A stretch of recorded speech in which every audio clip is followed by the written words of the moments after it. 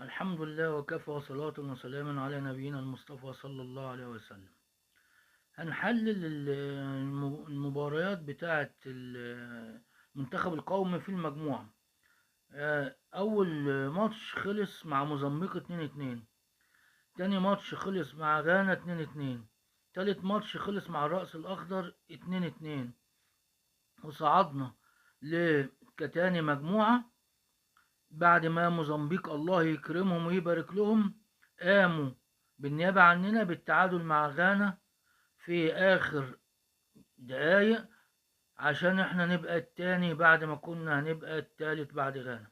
فمصر في المركز التاني في المجموعة. التحليل دوت السريع يقول ايه؟ ان الدفاع فيه مشكلة. دخل فينا في 3 ماتشات ست جوان. فالدفاع فيه مشكلة، لازم المدرب يلاقي لها حل.